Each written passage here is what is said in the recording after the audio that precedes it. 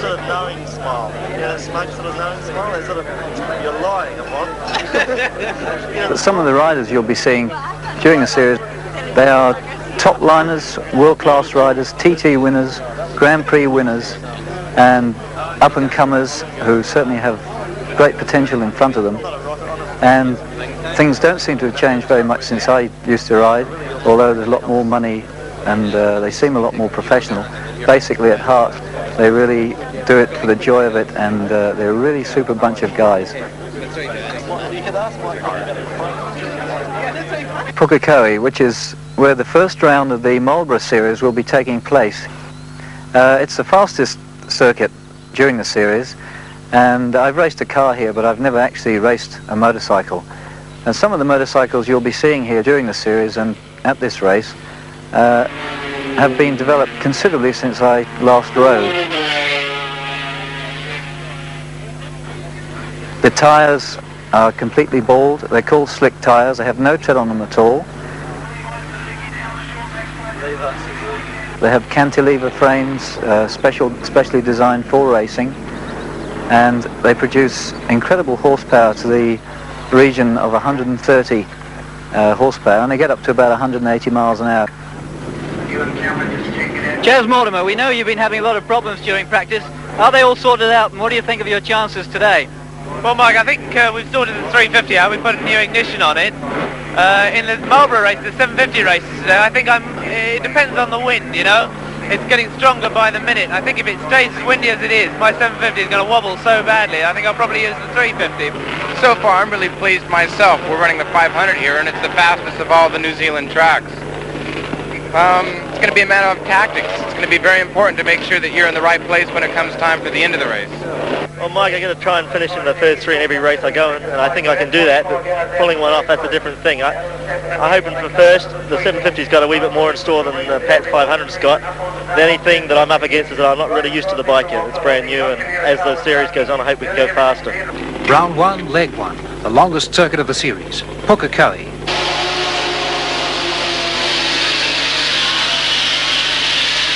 First away is Warren Willing of Australia on an OW29 Yamaha TZ750, racing away, closely followed by Stuart Avant. These two, talking yesterday, said that they were looking for a fast start to burn it right off the grid, and have done exactly that. Warren Willing on the OW29, a beautiful start from Stuart Avant.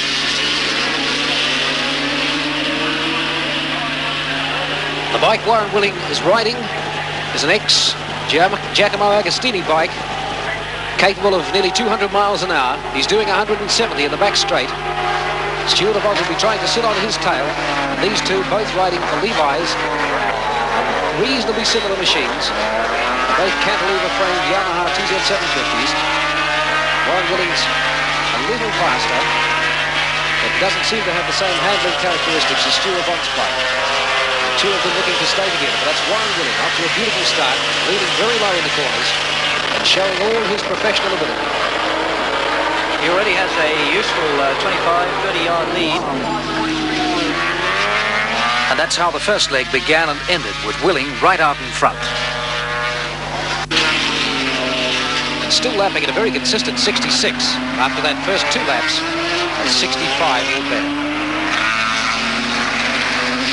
Two Marlborough legs to be held today, and another 4 meetings to go, each with two legs. So Warren Willing will be looking for a consistent performance, and Stuart Avant sitting behind him, although quite some distance behind. The second place is worth 30 points. And Warren Willing here going through the hairpin for the last time in this heat, with quite a comfortable, commanding lead.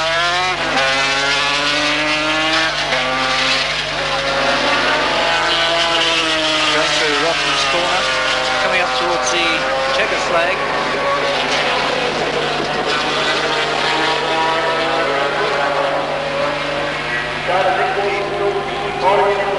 So coming right past to take the checkered flag, that's Warren Willing of Australia on an OW29. It's a TZ750 in a cantilever frame. Magnificent performance from Warren Willing. He'll take the checkered flag in first place from Stuart Avant. Stuart Avant second, and third place to Pat Hennon. With Willing out in the first lap, Avant and Hennon settled down to a race-long duel to decide the second leg.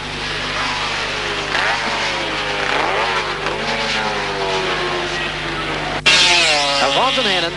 Hannon and Avant. The back straight will tell. This time, it's the last chance he has. It's got to be all on in the back straight. If Avant can pull up that lead, he's going to be back in first place, and this time they come round as the checkered flag. No second chances. He's not making it. He's not picking him up there. Yes, he is. Pat's braking slightly later. I think that was Avant's last chance there to get back into the lead. Oh, this back marker's going to get in the way a bit, I think. Going through the last bends on the last lap. This could be very exciting. Pat Hannon just getting slightly held up by a back marker there, giving Stu Avant a chance to get almost up to him and not quite. Coming around to take the checkered flag past this corner now.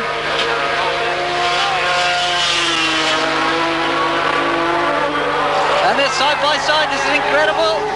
My goodness, what a magnificent race. We're picking Avant, we can't tell you.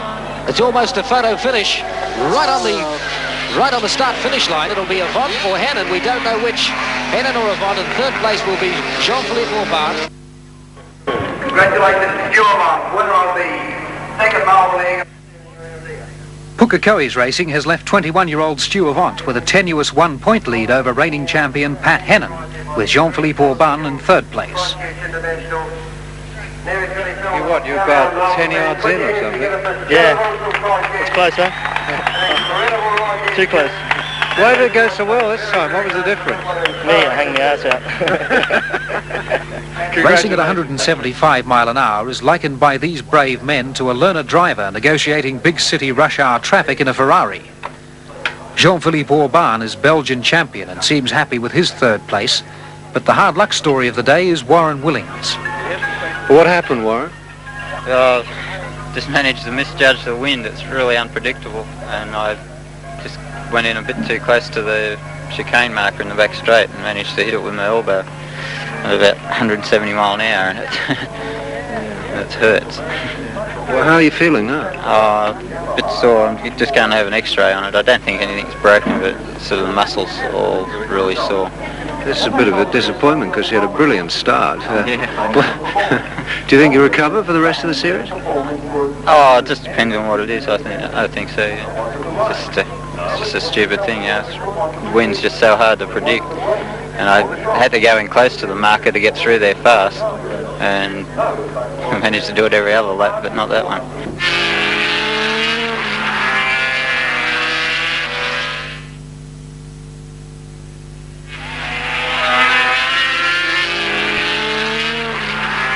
Day 2 is Wanganui, the cemetery circuit. Fast, tight and very bumpy. Several riders have already seen just how deceptive some of these ugly bends are. Chas Mortimer, his brother Robin and Randy Mamola were among the first to tumble in practice, but they're certainly not the last. Happily, the only time an ambulance was required was when an 11-year-old spectator fell out of a tree.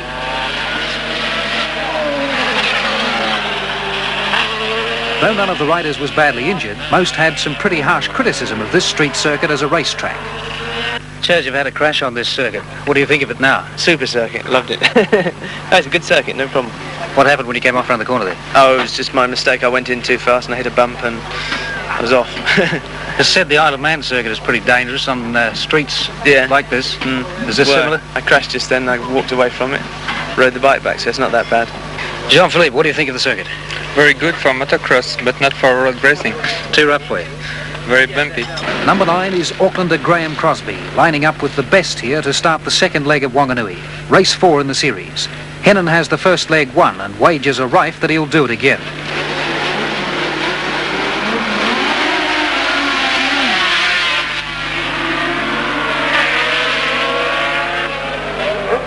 Stalling on the grid is every racer's fear, and Jean-Philippe Aubin will have to ride like crazy to regain the ground he's just lost. Taupo Key is one of 2 short straights on this cemetery circuit, funneling across a railway line and through a right-hander to a stunted and hair-raising S-section, bordered on either side by an array of not too forgettable tombstones. Hennon, after his hard-fought first leg win, is quickly away to lead in the back section and sets a pace approaching the bridge that only true professionals can hope to follow. Local star John Woodley, Australian champion Warren Willing and Stu Avant string out in Hennon's wake as the race progresses, but toward the latter stages the impeccable American has a lead of almost 200 metres from these three. Graham Crosby on a production-converted Kawasaki 1000 has done incredibly well to hold 5th place and already looks like becoming the star of the series. The battle at this stage is between two New Zealanders, an Australian and an American, a race between two RG500 Suzukis and two 750 Yamahas. The Suzukis are a true Grand Prix machine and as such put a big gap between them and the built-up all-purpose racers. They're also considerably lighter than the Yamahas and subsequently easier to steer around a street circuit as tight as this.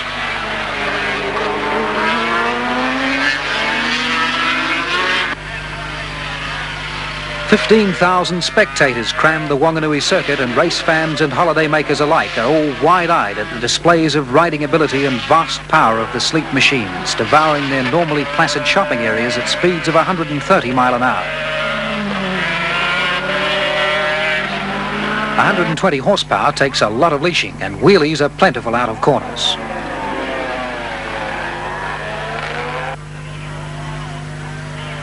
Keeping the two wheels in the same line of a corner can also be difficult.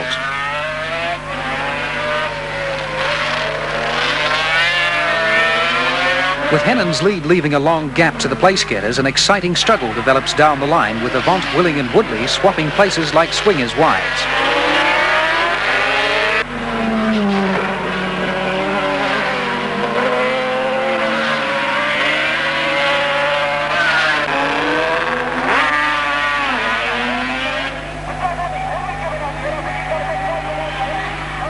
Woodley rode a brilliant race, finishing second in the first leg, and looked on form once again until with 3 laps to go in the second leg, he lost third gear and was beaten into 7th place, leaving a 4th place finish to Crosby.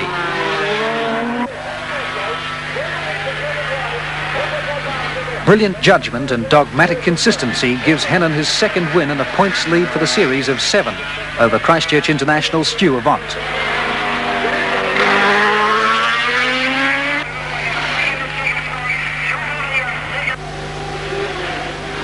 Certainly a deserved win for Pat Hennon, and he looks happy. Unlike most of the overseas riders, he thoroughly enjoys the circuit and thinks racing here is great fun. Is it your riding, or is it the bike so much faster than the rest? Well, to be honest with you, it's an RG500 just like the two sitting here. And these things are so sensitive, it's a true Grand Prix machine. And the guy that sets it up, it's, that makes one motorcycle out of it, or it makes nothing out of it. They're so particular. What do you think of the track? Wanganui's great. It's just about like riding in the dirt. You're coming out of the turns and it comes up, it's like riding a dirt tracker. Most sports have their own brand of thrill-seeker come crowd pleaser. Marlboro has Graham Crosby. His tactics are more akin to rodeo than motor racing, and his mount is a huge, ugly beast built for motorway cruising. And he still finished 4th ahead of racing machines. How the hell do you stay on it? with a lot of difficulty. He beat me. There you go. No, it's a big handful. Takes a lot of strength, I suppose, and I'm pretty stuffed after this. This is a pretty rough and a pretty tight track. How do you stay on the machine on this? Just sort of hold the throttle out and sort of hang on and hope the hell it doesn't go away from you. Severe flooding in the Lower Hutt area in the weeks preceding racing left the natural left-hand Gracefield circuit in a state of disrepair. And as the first leg gets underway, the acceleration advantage of the 750 Yamahas is equalised by the superior ability of the RG Suzukis to handle on a rough surface. Warren Willing and Pat Hennon both get a great start, and a neck-and-neck battle for supremacy begins.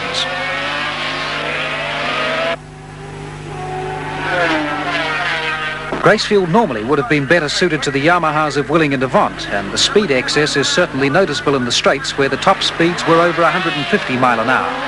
Willing, after his injury and subsequent points loss at Pukekohe, needs to win both legs to be a serious threat to Hennon's lead, and his determination is obvious through the tight bends holding Hennon to a more difficult outside line.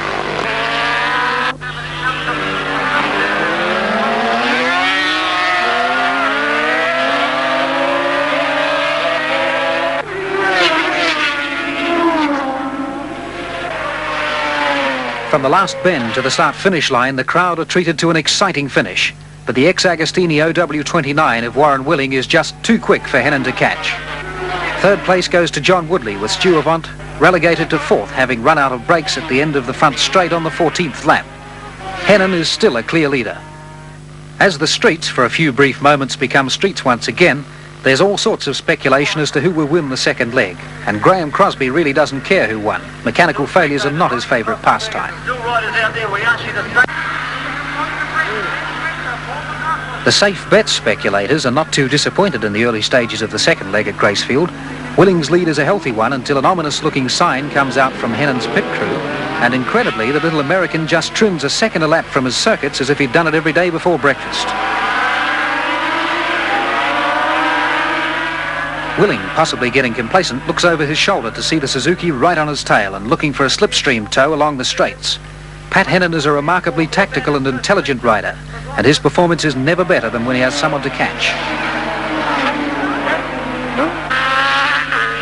Hennon has now wrested the lead from Warren Willing, and once again a struggle emerges for minor places.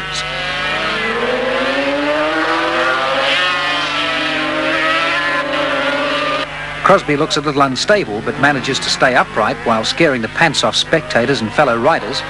Needless to say, racing for him is an interesting if unpredictable experience. Back at the lead, Warren Willing is not being beaten easily and manages to get past Hennon again, but it's only a brief moment of glory and Hennon passes in the S section once again.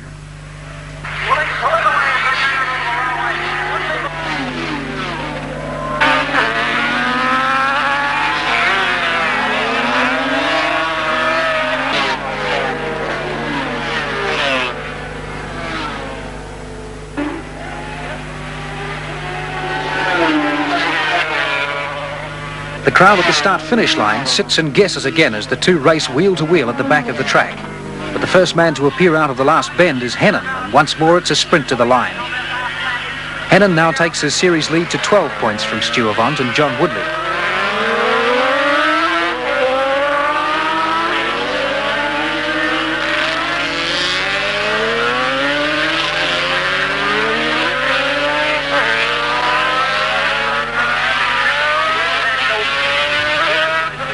Willing and Hennon each have a first and a second to their credit today, and Willing, like other professionals, will spend the next week in the workshop. Wanganui, I was reasonably happy with my performance there. I don't particularly like the circuit, and it doesn't suit the 750. I went okay in the first couple of races. I started to get a bit tired towards the end of the last race, and I finished 6th. But at Gracefield, I was happy with the first 2 races.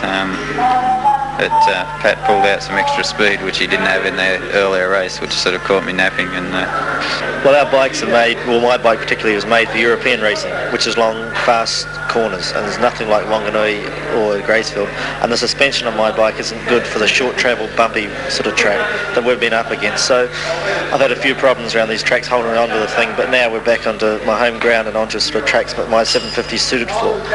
Last week at Gracefield, you started off well and got a very good start, and then you seemed to drop back, especially in the second leg. What happened there? In the second leg, I ran off the end of the track. I ran out of brakes. We've had a few problems with the 750. It hasn't been going quite as good as what we hoped. It's been very, very reliable, but after a couple of laps, it slows down quite a lot.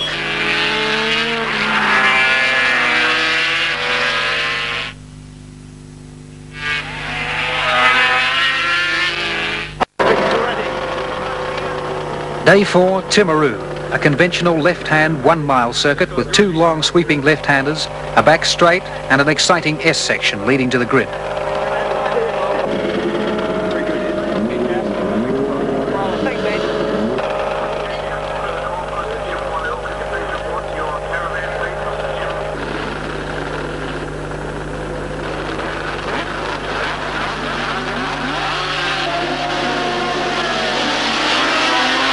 It's all smoke and horsepower off the grid, with number 9 Graham Crosby getting a brilliant start and a good line into the first corner. But this is a race circuit and racing bikes are hard to stay in front of for long. Through the first lap, it's Hennon with Willing and Woodley hot in pursuit, and Englishman Chaz Mortimer in 4th place.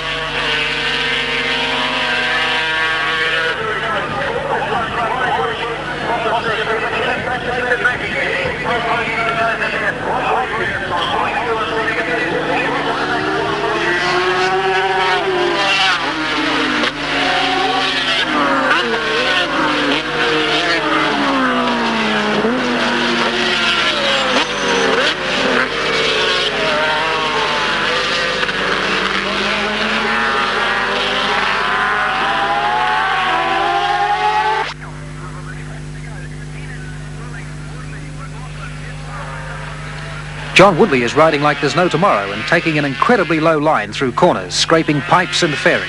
He's determined to make up his lost points and look like he's prepared to ride to the limit to do it.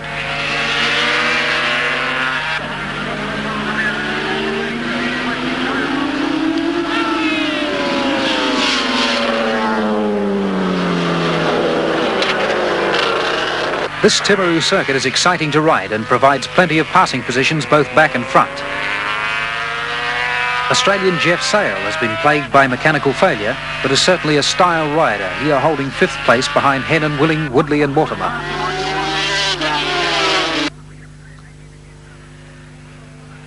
Some of the internationals we've seen little of thus far are starting to improve their performances, and there's no easy margin of performance for anyone.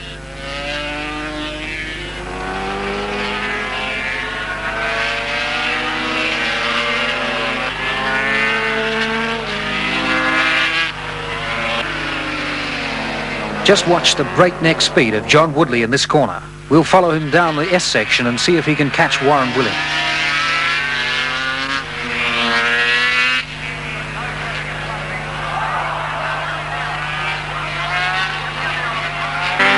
Well, luck wasn't on Woodley's side there.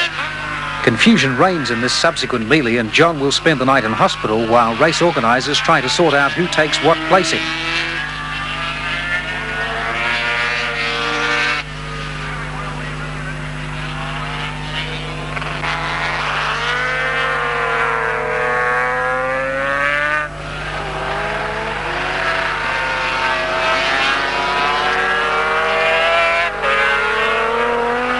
The judge's final decision, Hennon, Willing, McLaughlin and Mortimer.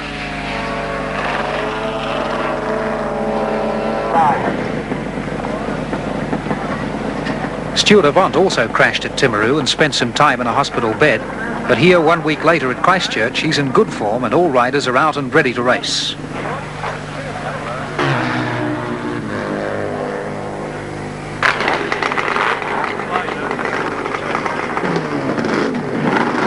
Ruapuna, the final circuit, 1 mile long with an 800-metre straight, a long left-hander and a hairpin leading to the S section, a very fast and popular track.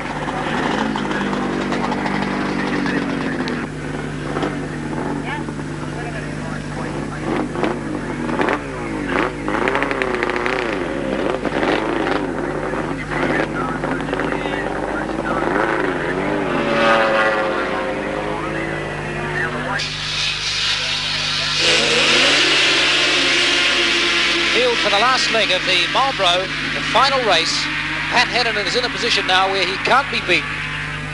It wouldn't be surprising at all to see him not racing very hard. It's going to be a tussle for 3rd and 4th place and for 2nd place as well. Pat Hennon is 174 points now. 2nd place, Warren Willing is 143. In 3rd place is Chas Mortimer. He's in equal 3rd place with McLaughlin on 122. And Stuart Avant has got 119. He's in 5th place. So Pat Hennon cannot be beaten. Warren Willing's the first man out. Warren Willing on a TZ 750. Closely followed by John Woodley, who's on an RG500 Suzuki.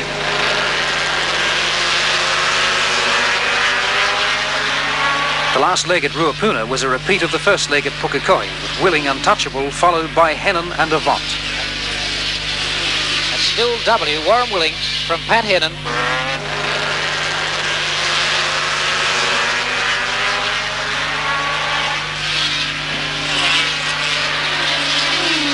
And Warren Willing coming up to take the white flag, 1 lap left to go.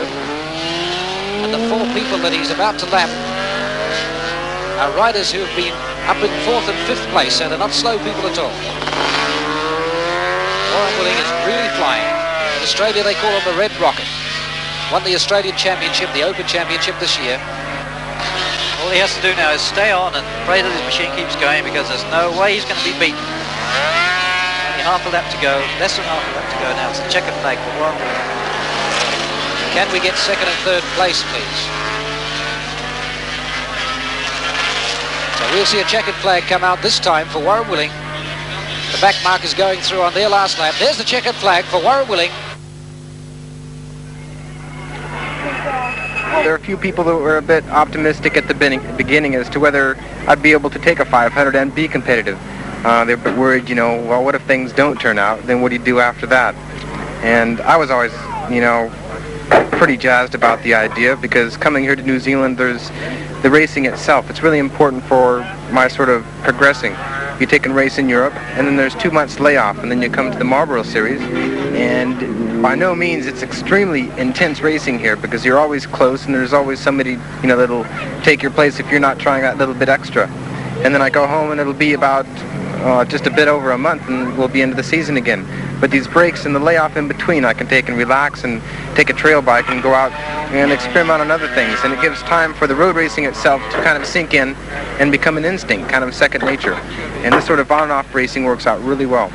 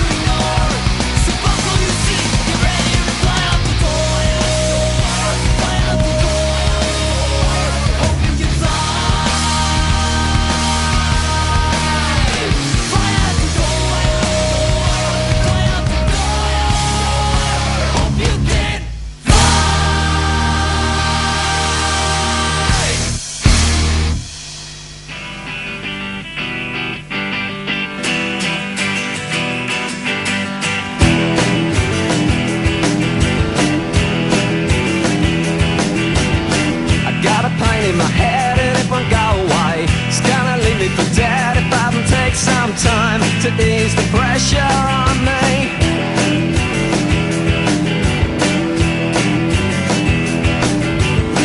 It's getting harder to see and I can run away. It's getting tougher to read